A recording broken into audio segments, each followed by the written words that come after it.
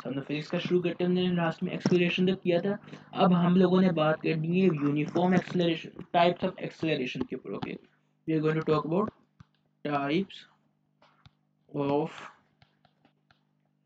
Acceleration. हमारे पास types of acceleration कौन सी आती है? सबसे पहले तो first of all we have uniform acceleration. अब what does uniform acceleration means? के equal change in velocity per unit time। मतलब ये कि हर सेकंड सेम वेलोसिटी का चेंज आ रहा है। अब नॉन यूनिफॉर्म का मतलब होगा इसका एग्जैक्ट ऑपोजिट। अच्छा, नॉन यूनिफॉर्म एक्सेलरेशन। अब ये क्या है? इसके एग्जैक्ट ऑपोजिट है कि क्या? Unequal change in velocity per unit है। मतलब कि हर सेकंड में वेलोसिटी का जो डिफरेंस है वो डिफर कर रहा है। ओके, हम लोग जब ग्राफ्स करेंगे तो हम लोग इस बात को बेहतर समझ पाएंगे, मगर हम लोग भी ग्राफ्स नहीं डिस्कस कर रहे तो हम लोग थोड़ा सा भी इसे बाद में करते हैं। सही है। अच्छा, हमारे पास भी है समथिंग नोन एज डीसेलरेशन। आप इसे डेक्लेरेशन भी कोई बोलते हैं। डेक्लेरेशन असल में एक दूसरा वर्ड है कंप्यूटर साइंस की टर्म्स में, जैसे डेक्लेरेशन आप ना ही बोलो, इट इज डीसेलरेशन। और ये क्या होती है? We also call it negative acceleration. Negative acceleration कब होती है? जब आपकी फाइनल वेलोसिटी छोटी होती है। मतलब ये कि आपकी स्पीड जब कम हो रही होती है ना, तो that is known as deceleration या फिर नेगेटिव एक्सेलरेशन भी बोलते हो। ओके, अच्छा, अब now we are going to discuss about some graphs. हम लोग स्पीड टाइम ग्राफ्स पे बात करेंगे इधर। ओके, पहले हम ग्राफ्स पे बात करते हैं तो हमारे पास सबसे पहले आते हैं स्पीड टाइम ग्राफ। अच्छा, एक टिप जो मेरी मिस ने हमेशा मुझे बताई कि हमेशा जो आपके पास इस तरह के वर्ड होते हैं स्पीड टाइम ग्राफ, कोई भी इस तरह का ग्राफ आता है ना इसमें दो क्वांटिटीज लिखी होती हैं, तो जो क्वांटिटी ए जो होती है ना पहले जो आती है that is always on the y axis and this is your dependent quantity, dependent variable, dependent variable। Dependent variable कौन सा होता है? जो इसलिए dependent variable, it is the variable जो खुद चेंज नहीं होता, it depends on something else. और एक्स एक्सिस क्या होता है? Dependent independent variable. तो ये एक ऐसा वेरिएबल होता है जिसको किसी और चीज की जरूरत नहीं होती, ये चलता रहता है। जैसे बड़ी इसकी अच्छी एग्जांपल है टाइम। यूजुअली टाइम को इंडिपेंडेंट वेरिएबल समझा है क्योंकि ये चलता रहता है, डजंट डिपेंड ऑन एनीथिंग, उसको किसी चीज की जरूरत नहीं होती। तो एक टिप है जो मेरी टीचर ने मुझे हमेशा बताई, क्वेश्चन में कभी कंफ्यूजन आती है बच्चों को कि स्पीड को किधर रखना है, टाइम को किधर रखना है, तो ये टिप है कि जब आपको इस तरीके से क्वेश्चन में कहा हो स्पीड टाइम ग्राफ या डिस्टेंस टाइम ग्राफ, जो हमेशा पहली क्वांटिटी होती है that is always on Y axis. अच्छा, अब हम लोग स्पीड टाइम ग्राफ पे थोड़ा सा कंस्ट्रक्ट करते हैं, फिर हम लोग इस पर थोड़ी सी बात करते हैं कि उसके डिफरेंट पार्ट्स के ऊपर बात करते हैं। अच्छा, इसको मैं इधर ले आता हूँ। सर ये डिपेंडेंट और इंडिपेंडेंट की समझ नहीं आई। देखो, इंडिपेंडेंट का मतलब ये है कि पाकिस्तान एक इंडिपेंडेंट मुल्क है ना, क्या ये किसी इसको किसी की ज़रूरत है पाकिस्तान को? क्या ये किसी के रूल के अंडर है? पाकिस्तान नहीं ना, वो इंडिपेंडेंट मुल्क है, उसको किसी और की ज़रूरत नहीं है। इसी तरह जो टाइम है वो किसी चीज़ पर डिपेंड नहीं करता, वो चलता रहता है। मगर ऑन दी अदर हैंड हमारी जो स्पीड होती है इट डिपेंड्स। अगर आप गाड़ी में 5 सेकंड पाउंड रोकोगे तो फिर गाड़ी की स्पीड अलग होगी ना। अगर आप गाड़ी पे 10 सेकंड के लिए पेडल पे पाउंड रोकोगे तो उसकी स्पीड अलग होगी ना। तो हमारी जो स्पीड है वो टाइम पे डिपेंड करती है ना कि कितनी देर आपने पेडल पे पाउंड रखा ना। बात समझे? अ, इस इन शॉर्ट के टाइम रुकता नहीं है और हाँ, स्पीड हम रोक सकते हैं। Yes, in short, very short terms में आप ये कह सकते हो। सही है। समझ में ही आपको हमारे भाई? जी। अच्छा, अब मैं आपको ना इसके कुछ पार्ट्स बना बना के दिखाऊंगा। सबसे पहले तो पॉइंट हमें पता है कि इस ग्राफ में हमारे पास स्पीड जो है वो वाई एक्सिस पे है, वो मीटर पर सेकंड है। हमारे पास जो टाइम है वो सेकंड में है। आपका बनाने के लिए आ जाता है, सो प्लीज अंडरस्टैंड कि मैं इसको किस तरीके से बना रहा हूँ ग्राफ्स को। अब हमारे पास ग्राफ्स में सेक्शंस होते हैं, पार्ट्स होते हैं। एग्जाम्पल पे तौर पे अगर मैं ये पॉइंट ए से लेके पॉइंट बी तक का बनाता हूँ, और ये मैं पॉइंट ए से लेके पॉइंट बी तक बनाता हूँ, सी तक, और सी से लेके डी तक बना रहा हूँ, और डी से लेके, गिव मी अ सेकंड यार, एक सेकंड।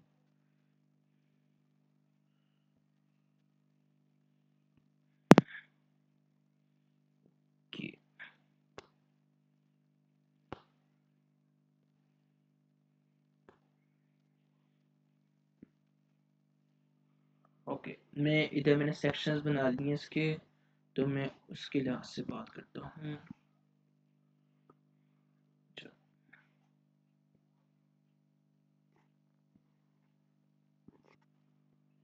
अच्छा मुझे बात बताओ इधर कि क्या मेरे पास इधर ये सेक्शन ए से लेके बी तक, बी से लेके सी, सी से लेके डी, और डी से लेके ई। मुझे बताओ ए से लेके बी में क्या हो रहा है, मेरी स्पीड क्या है, डिक्रीज हो रही है, इंक्रीज हो रही है, मेरी स्पीड कांस्टेंट है, क्या हो रहा है?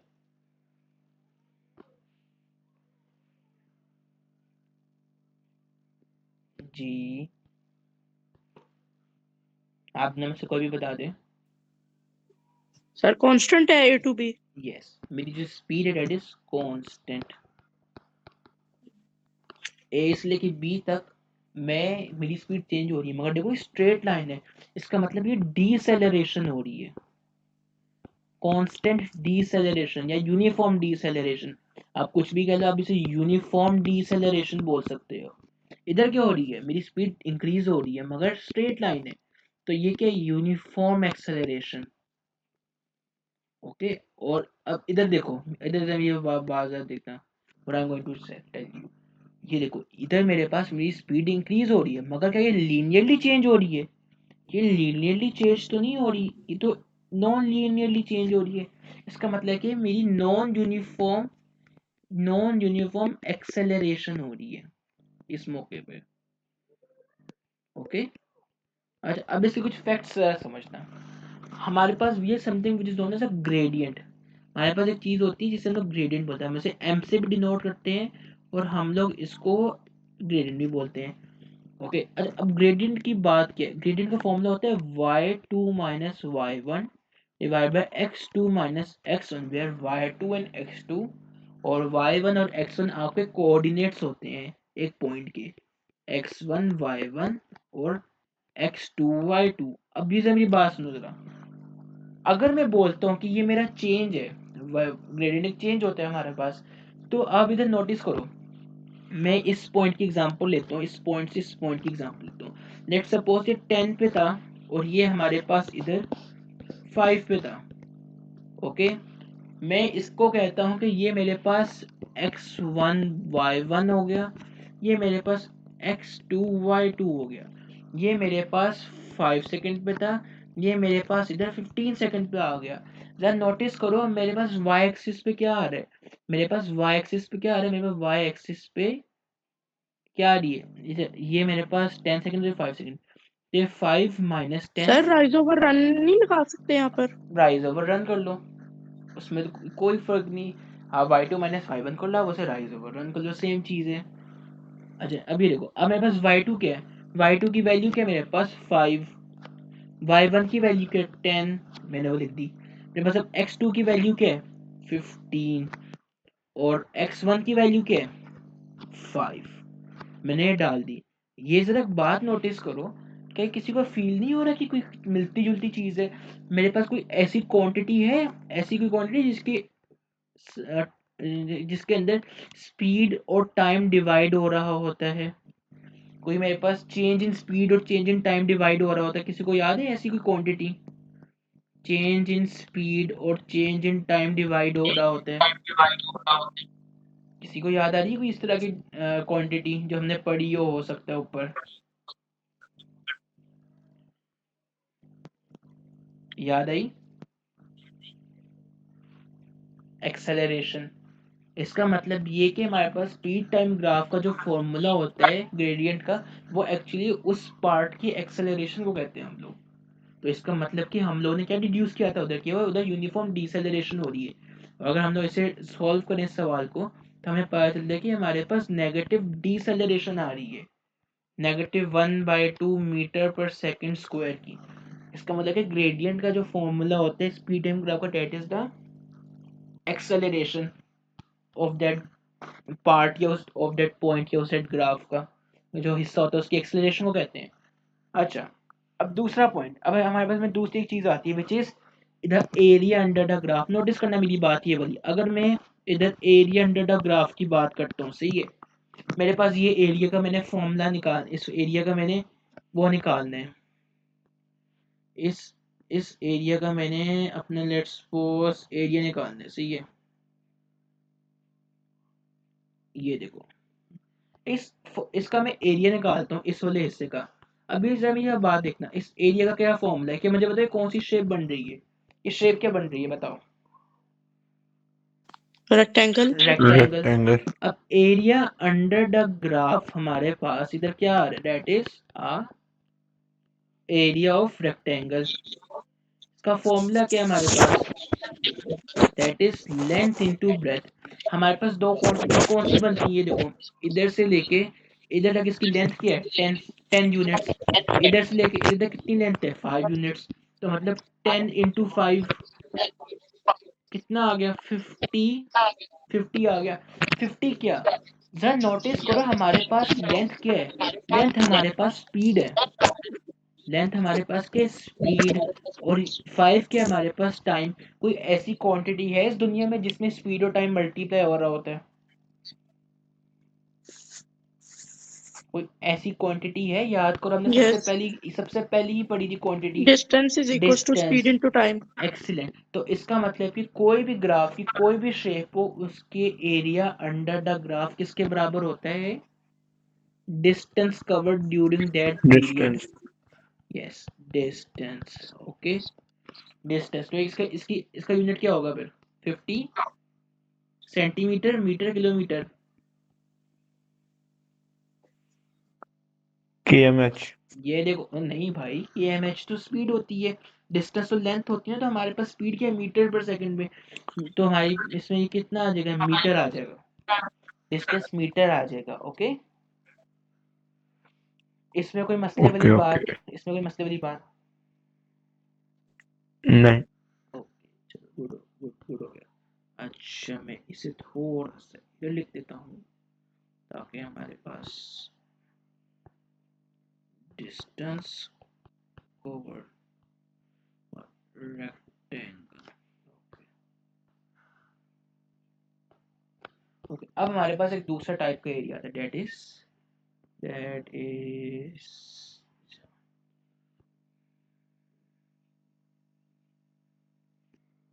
ओके।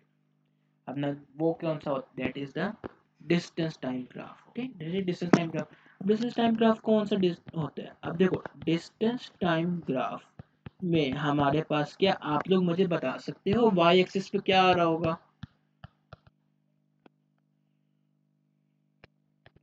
क्या आप दोनों में से मुझे बता सकते हैं वाई एक्सिस पे कौन सी वैल्यू आ जाएगी। एक्सीलेंट, ये हमारे पास वाई एक्सिस पे आ रहा होगा, और ये हमारे पास एक्स एक्सिस पे आ रहा होगा। ओके, अच्छा, अब देखो, अब मैं ऐसा करता हूँ, इसका मैं जल्दी से ग्राफ बना देता हूँ। ओके, मैं इसका ग्राफ बनाने की कोशिश करता हूँ। अब मेरे पास ग्राफ को जिस तरह का बनेगा मोस्ट प्रोबेबली, ये देखो, ये मेरे पास ग्राफ बन रहा है इसका। ओके, ये ग्राफ। ओके, अच्छा, अब देखो, तुम लोग अक्लमंद लोग हो, तुम लोगों को पता है कि इधर हमारे पास डिस्टेंस आएगा मीटर्स में, कोई भी और वैल्यू हो सकती है। मैं मीटर एक वैसे जनरल रूल ऑफ थंब के लिहाज से मैं बात कर रहा हूँ कि हमारे पास यूनिट डिस्टेंस आता है इधर मीटर्स में, इधर आता है टाइम। अब कोई भी यूनिट चेंज होता है तो उसमें कोई मसला नहीं है।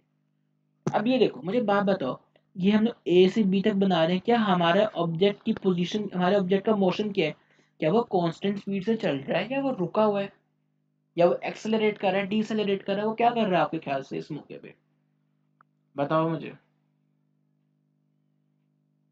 सर क्या क्वेश्चन रिपीट करना। मैं कह रहा हूँ ये जो मैंने टाइम फ्रेम बनाया है इधर, ये लाइन बनाई है, क्या बता रही है हमारे ऑब्जेक्ट के बारे में?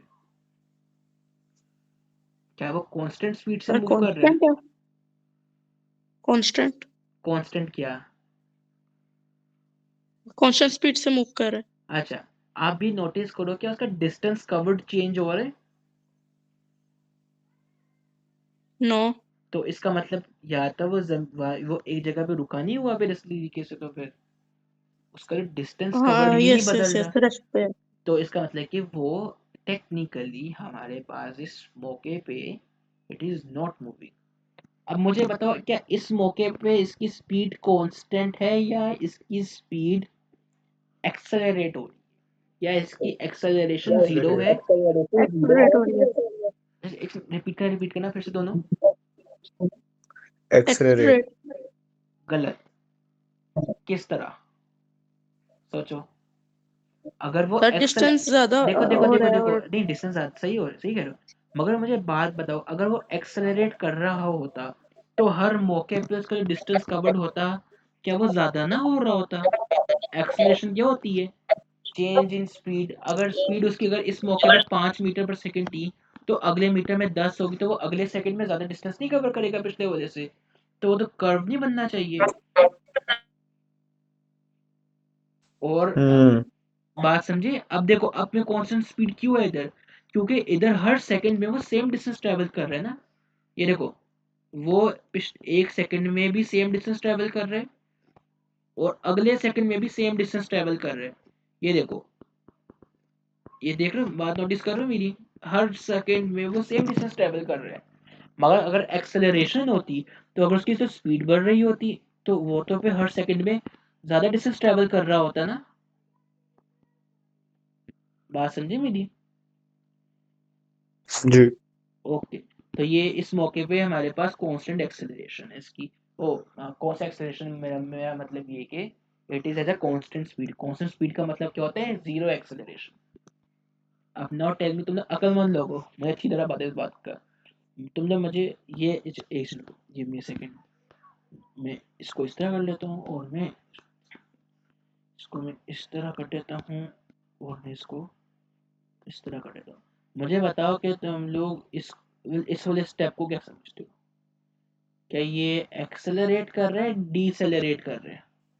अब ये भी क्वेश्चन आ गया तुम लोगों के सर ये एक्सेलरेट कर रहा पास। एक्सेलरेट कर रहा है क्योंकि हर सेकंड के बाद जो अगले सेकंड में वो ज्यादा डिस्टेंस ट्रेवल कर रहे हैं।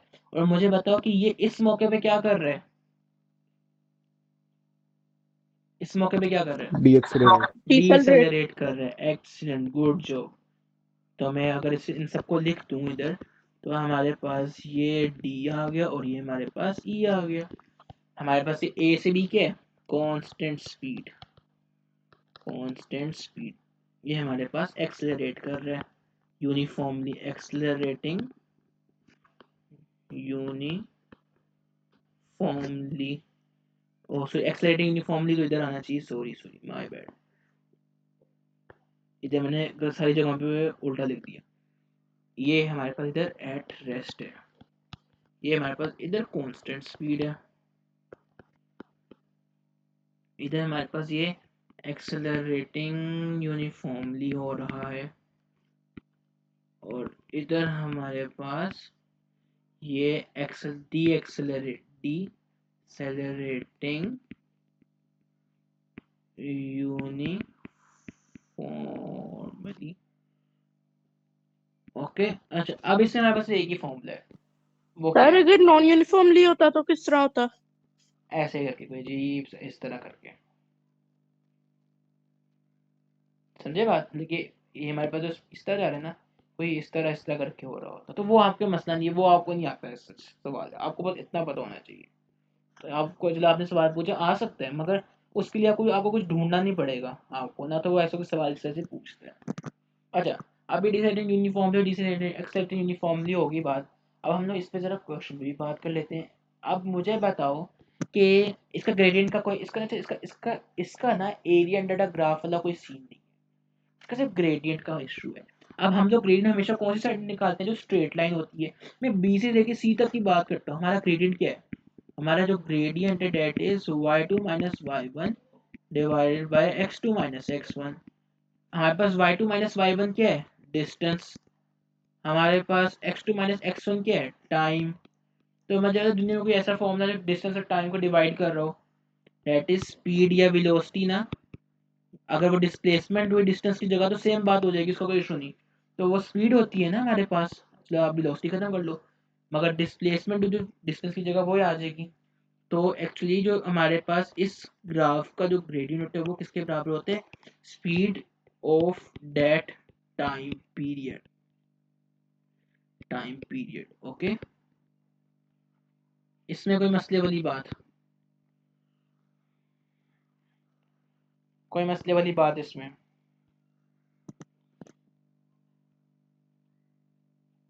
जी नहीं सर। ओके, चलो गुड हो गया। मुझे एक इशू है। जी जी बताएं बताएं। ये हम लोग ने जो एक्सेलरेट लिखा हुआ है और डी एक्सेलरेट लिखा हुआ है, रेस्ट लिखा हुआ है, इस पे हमारे से डिस्टेंस तो ट्रेवल हम लोग कर रहे हैं, टाइम हमारा ज्यादा कम हो रहा है। टाइम मैं इस चीज में थोड़ा कंफ्यूज हूँ अभी।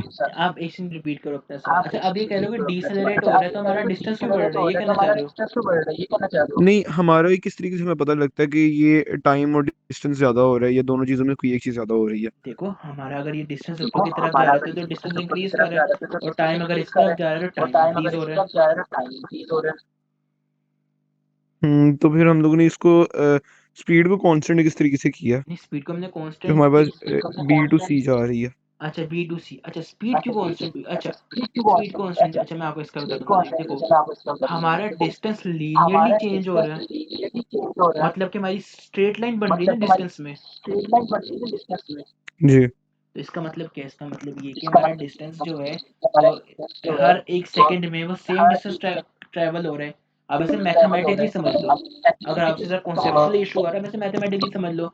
अगर ये हमारे पास इधर 5 पे है, इस मौके पे हमारे पास 10 पे है, इस मौके पे हमारे पास 15 पे है, और हमारे पास इस मौके पे ये है लेट्स सपोज 5 सेकंड्स पे, इस मौके पे है हमारे पास लेट्स सपोज 15 सेकंड्स पे, इस मौके पे है हमारे पास 25 सेकंड्स पे। तो मुझे बात बताओ, क्या इसने हर 10 सेकंड में सेम डिस्टेंस ट्रैवल किया है? नहीं। कैसे? 5 से लेके 15 में इसने 5 मीटर से कितने मीटर डिस्टेंस ट्रैवल किया? 10 मीटर। 10 मीटर। और अगले 10 सेकंड में कितने मीटर ट्रैवल डिस्टेंस किया? 15 मीटर।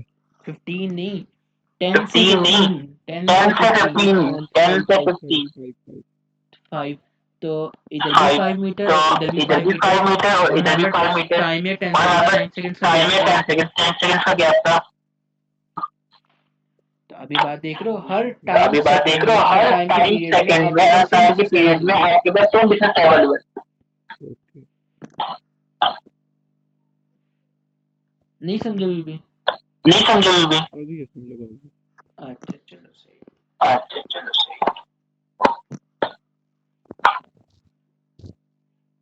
अच्छा सो हमारे पास इधर ये ग्राफ्स में होते हैं, हमें एट रेस्ट का पता चाहिए, मूविंग कौन सा स्पीड, एक्सेलरेटिंग और डिसलेटिंग। हमें बाकी इसमें ऐसे कुछ खास अंडर इन्फॉर्मेशन का नहीं होती है हमें। स्पीड टाइम ग्राफ में भी acceleration, constant acceleration, changing acceleration के बारे में पता चाहिए। हम लोगों ने वो सारी बातें कर ली हैं, ओके, नॉन यूनिफॉर्म यूनिफॉर्म के सेंस में, ओके। अच्छा अब हमारे पास इधर एक लॉजिक आता है which is when our objects are falling from the sky. So when our objects are falling from the sky, तो अब इधर क्या होता है, अब इधर ये कुछ इस तरह का सीन होता है। Let me give it to you over here, okay. That is the acceleration of free fall। अच्छा देखो हाइपोथेटिकली स्पीकिंग, लेट्स सपोज हमारे पास जुनैद भाई है, जुनैद भाई का बड़ा दिल कर रहा है कि he wants to jump from aeroplane, okay. ये कौन है? ये हमारे पास जुनेद भाई द स्टिक मैन है। ओके, मेरे पास कौन है? जुनेद भाई है। ओके, अब व्हेन जुनेद भाई जंप फ्रॉम द स्काई, तो he is falling. He is क्या? He is falling down. Okay, तो फॉलिंग डाउन, क्या मुझे बताओ क्या इसके पास कोई एक्सेलरेशन होगी? एक्सेलरेशन होगी इसके पास?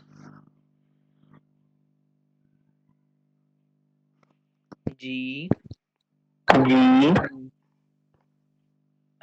This will have an acceleration. अब ये एक्सेलरेशन क्यों है? दिस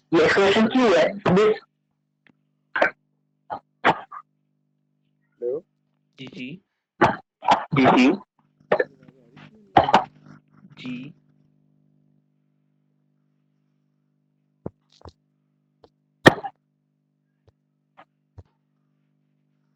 अच्छा, मैं आपको बता रहा था कि ये एक्सेलरेट कर रहे हैं, सही है। It is accelerating. क्यों? अब देखो, जब ये जमीन पे गिर रहा है ना आते हुए, तो मसला इस बात का है हमारे पास कि the earth is pulling him, the earth is pulling him down, सही है। तो इसकी वजह से the when the earth is pulling him down, इसकी वजह से इस पर एक एक्सेलरेशन कॉज होती है इसके लिए, सही है। ये एक एक्सेलरेशन जो है उससे ये फॉल डाउन कर रहा होता है। उस एक्सेलरेशन को बोलते हैं एक्सेलरेशन ऑफ फ्री फॉल। उस एक्सेलरेशन को बोलते हैं एक्सेलरेशन ऑफ फ्री फॉल। और उसकी वैल्यू क्या होती है? उसकी वैल्यू हमारे पास होती है 9.8 metre per second square. Junaid भाई, अच्छा जुनेद भाई, जब आप माइक खोल रहे हो ना तो पता नहीं क्यों मेरी आवाज़ बाउंस ऑफ कर रही है ना, मतलब डबलिंग हो रही। तो अगर आप अपना सवाल में से आपकी हैंड फ्री में कोई इशू हुआ है, अगर आप काइंडली सवाल उसमें बता दो तो मैं ज़्यादा बेहतर बता दूँ। वो मेरी आवाज़ बाउंस ऑफ हो रही है, वो दूसरे भाई को समझ में नहीं आ रही। अगर आप बस टाइप कर दो मैसेज, और हमारी भी आपको इधर तक समझ में आ रही है। अब सही होगी आवाज? नहीं, मेरी आवाज़ बाउंस ऑफ हो रही है जब माइक खोल रहे हो। अभी भी हो रही है? ये पहले हो रही थी। पहले की हो रही है। सर अच्छा, मैं ये कह रहा था कि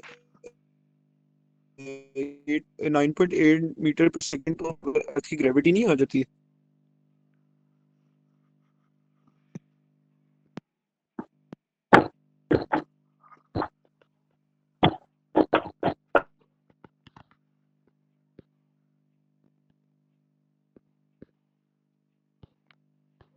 अच्छा, सॉरी जुनैद भाई, मैं बिल्कुल वो ना, मैं मजाक उड़ाने वाली बात नहीं करता, मैं बस ये कहता नहीं, बहुत पे वो डबलिंग हो रही थी इसलिए मैंने बस लिख दिया था मैंने।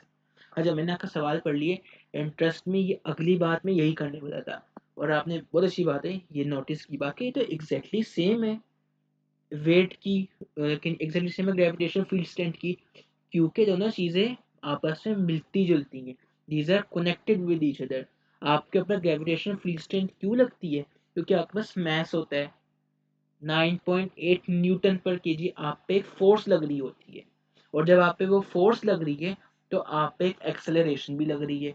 तो इस वजह से, क्योंकि आपकी उसी मैस पे उतनी फोर्स लग रही है, तो उसी वजह से आपके पास जो फोर्स और एक्सेलरेशन का मैग्नीट्यूड है, उसकी जो वैल्यू है वो सेम है। बात समझे? जब आप एक आसमान से गिर रहे हो तो ग्रेविटेशनल फील्ड स्ट्रेंथ जो है वो आप पे अप्लाई हो रही है, आपके मैस के ऊपर। अब जमीन आपको नीचे की तरफ खींच रही है, तो ग्रेविटेशनल फील्ड स्ट्रेंथ भी तो यही आपको बता रही है कि जो आपके हर मैस के ऊपर, हर मैस पे एक फोर्स लगती है। तो जब आप गिर रहे हो, आप पे वो एक फोर्स लग रही है, तो उस वजह से आपके जो आपके ऊपर एक एक्सेलरेशन जो आपके कोज हो रही है ना, उसकी वैल्यू भी सेम है इसी वजह से। बात समझी मेरी? और अगर आप इस मीटर पर सेकंड स्क्वायर के यूनिट्स को कन्वर्ट करो ना, तो this will come out to be newton. अगर आप न्यूटन पर केजी को, अच्छा बता दें, न्यूटन पर केजी को अगर आप का यूनिट्स की हेल्प से कन्वर्ट करो ना, तो आपको पता चलेगा कि newton per kg metre per second square are actually the same units. लिखने का तरीका अलग है, मगर these are actually the same units. अगर आप इनको थोड़ा सिंप्लीफाई करो ना, एक्सलेशन क्या होती है थी, एक मैं समझा नहीं, आप इतना सवाल भी बोल के बता दो मुझे। मैं ये पूछ रहा हूँ कि एक्सेलरेशन क्या होती है, मैं भूल गया हूँ, जहन से निकल गया मेरे। Change in velocity per unit time.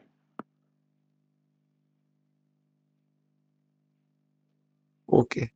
अच्छा, ये बात समझ में है कि 9.8 इसकी एक्सेलरेशन और ग्रेविटेशन फील्ड स्ट्रेंथ की हुआ, क्योंकि जो ग्रेविटेशन फील्ड स्ट्रेंथ की वजह से, ये जो ग्रेविटेशन फील्ड के अंदर एक ग्रेविटेशन फील्ड स्ट्रेंथ होती है, उसकी एक फोर्स लगती है हर मास के ऊपर, तो उसकी वजह से एक्सेलरेशन लगती है, होती है ना।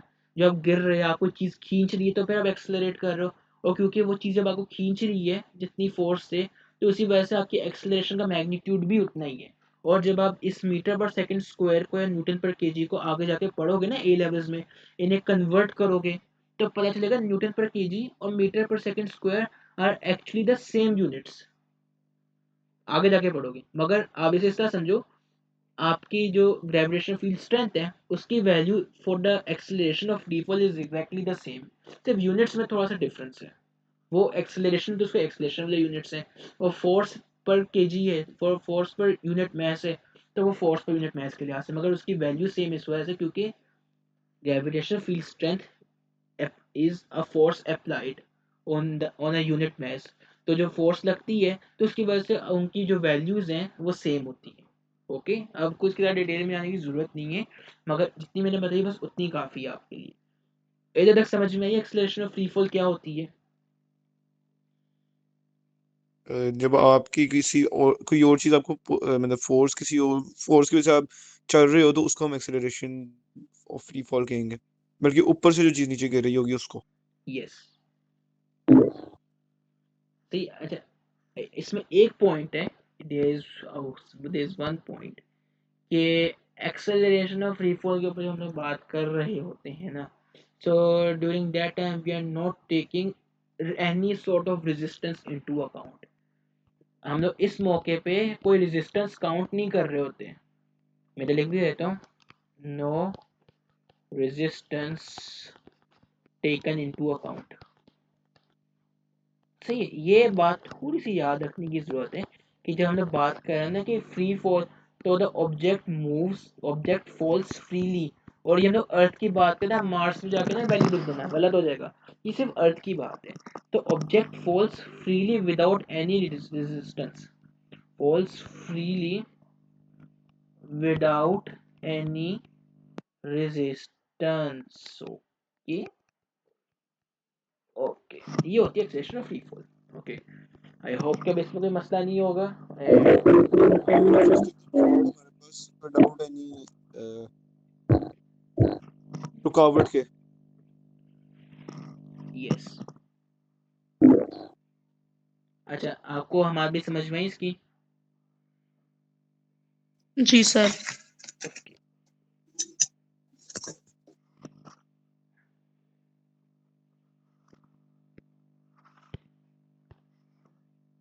और ये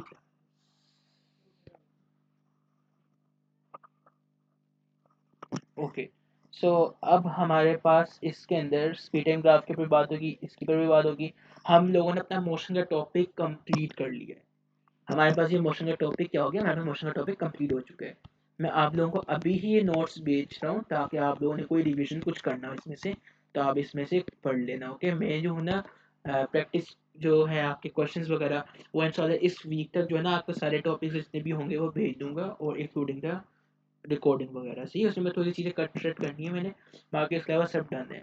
हम लोग क्या कहते हैं, हम लोग मैथ्स एंड वेट पे तो इसी बात शुरू करते हैं, मगर इधर तक कोई सी चीज़ से मसला तो नहीं आया आप दोनों को मोशन का टॉपिक? नहीं, अभी भी मेरी आवाज रिपीट हो रही है? नहीं नहीं, आवाज़ आपकी रिपीट नहीं हो रही। जब मैं बोलता हूँ ना, जब आपका माइक खुला होता है, तो मेरी आवाज़ है ना, वो डबल ट्रिपल हो रही होती है। सो मेरे ख्याल से ना आप स्पीकर पे बात सुन रहे हो मेरी कॉल, जिसकी वजह से जब मैं बोलता हूँ ना, तो मेरी आवाज़ मुझे फिर से सुनाई देती है। तो उसका कोई मसला नहीं है, वो हम लोग कर लेंगे मैनेज। बाकी हमारा भी कोई मसला है इसमें मोशन के टॉपिक में? No sir. ओके, हम लोग ऐसा करते हैं, what we will do is कि हम लोग थोड़ी सी बात करते हैं हमारे मैथ्स के चैप्टर पे, मतलब मोर लाइक हम लोग इसकी ना बस हेडिंग शेडिंग देखते हैं थोड़ी सी मैथ्स वेट की। बाकी 2 मिनट्स में क्लास एंड होने वाली है। सही है, वही हम लोग बस थोड़ा सा इसका आप कहते हो अपना टॉपिक की हेडिंग वगैरह देते हैं बस, और कुछ भी नहीं लोग कर रहे। सही है, तो इसी डिस्कशन कर रहे हैं ताकि हम लोग जब कल लिख रहे होंगे तो हमें उतना मसला नहीं आएगा। हमारे पास टॉपिक है मैथ्स एंड वेट। सर आप नोट्स किसके शेयर करेंगे अभी? मैं आप दोनों को ना ग्रुप बना लेता हूँ, मैं इंडिविजुअली भेजता हूँ, फिर मेरे दिमाग से निकल जाए किसी का नाम, तो इट्स बेटर कि मैं आप दोनों को साथ साथ भेज दूंगा। ओके, मैं जो हूँ ना आप लोगों को इंडिविजुअली नहीं भेज रहा, मैं ना उसके क्योंकि इंडिविजुअली भेजूंगा ना तो मसला ये होगा कि आप दोनों को घुमा दोगे नोट्स, तो मैं ना ड्राइव बनाई है मैंने, मैं उस ड्राइव में अपलोड कर दूंगा, मैं उसका लिंक ना ग्रुप की डिस्क्रिप्शन में डाल दूंगा। ओके सही है, ओके ताकि फिर आप लोग उधर से कभी घूम भी जाएं तो और आदमी कि आप मेरे से डर के बोलोगे सर को तंग कर रहे हैं हम लोग, तो फिर हम लोग आप उधर से फिर से डाउनलोड कर लें। सही है, इंशाल्लाह इस वीक के एंड तक ये नोट्स की सारी कहानी में ना सॉल्व कर दूंगा। ओके, तो मैथ्स एंड वेट क्या होता है जनरली डिस्क्रिप्शन। मैथ्स होता है द अमाउंट ऑफ मैटर आपके जो पास होते हैं, कि आपकी बॉडी पार्टिकल से बनी है तो अमाउंट ऑफ पार्टिकल्स कितने हैं आपके पास। और वेट क्या होता है, weight is a force that you experience due to your mass. जब क्योंकि आपकी बॉडी का एक मैस है तो वो एक फोर्स एक्सपीरियंस करती है जब वो ग्रेविटेशनल फील्ड में होती है। और ग्रेविटेशनल फील्ड किधर होती है, एक बड़े ऑब्जेक्ट के बाद, जैसे अर्थ है। सही है, ये छोटी छोटी दोनों की जनरल डिस्क्रिप्शन समझ में आई है थोड़ी बहुत मैथ्स एंड वेट की। जी हमाद भाई। सर क्लास एंड होने लगी है। नहीं वैसे मैथ्स की समझ में आई है क्या होता है मैथ्स का? सर जनरली समझ आ गई है थोड़ी नहीं, बहुत। हम लोग कल ही डिस्कस करेंगे।